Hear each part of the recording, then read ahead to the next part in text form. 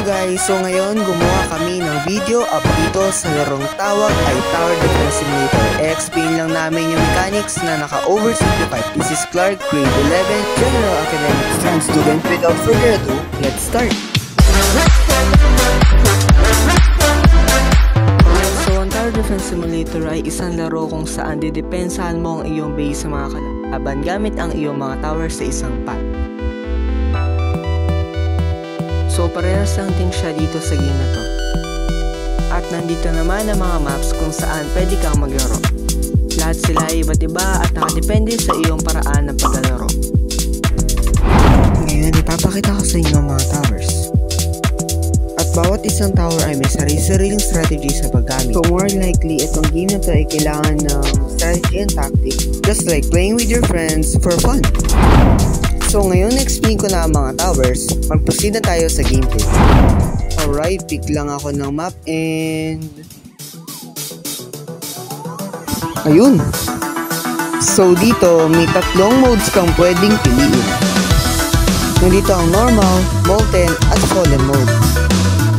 So, multi-mode tayo pero medyo challenging. So dito mag-spawn yung mga kalaban ng zombies. So kailangan lang natin protektahan yung base sa horde ng mga zombies gamit yung mga towers natin dahil kung hindi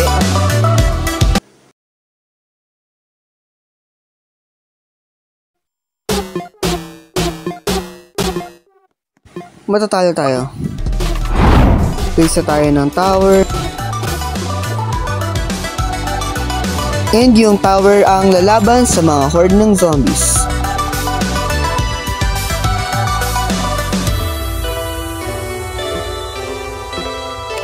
So habang tumatagal yung waves, mas humihirap at lumalakas yung mga kalaban.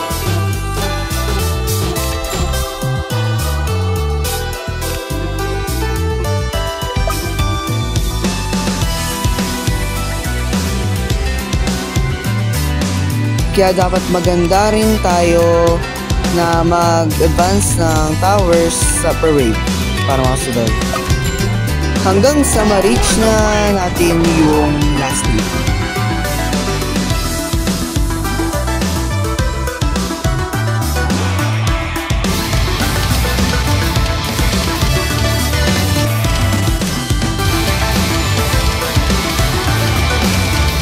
So, ayun yun. And now, si Sam na ang mag-i-explain ng iba. And ito rin pala yung rewards ng gameplay. Go! Hi guys, Sammy here at ngayon i-explain ko naman sa inyo yung iba pang modes ng game. So kada ibang klase ng game ay kakailanganin ng iba't ibang strategy dahil kada isa sa kanila ay may special na maps and enemy.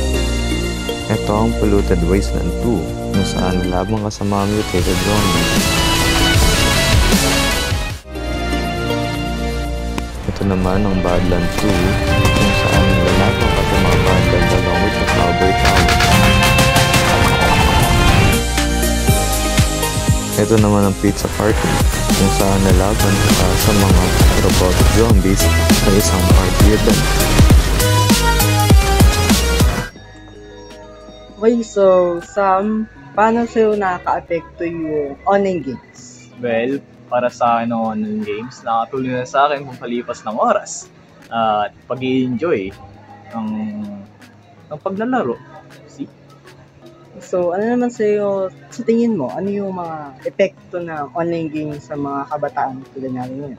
Well, lahat naman siguro ng laro natin, online games or offline games lang man yan, may parehas na epekto yan masama at mabuti. Pero doon tayo sa masama. Pag sa mabuti ng... wait, cut that shit. Okay, I start again. Ang masamang epekto ng paglalaro is nakalimutan natin ng ating sarili minsan, ng ating mga gawain sa bahay, ang pag-aaral natin. Marami, pero nakadepende naman yun sa tao. Ang mabuting epekto lang naman nito is, yun nga, ang palipas ng oras at pag-i-enjoy. So, yun yung mga epekto sa atin ng online games. Salamat sa panonood. Kami ang grade 11 General Academic Strand student at ito ang aming performance task. So, tinanong din namin itong question na to sa mga friends namin dun sa Tower Defense Simulator at ito yung sagot I nila. mean, considering I play it almost every day, it doesn't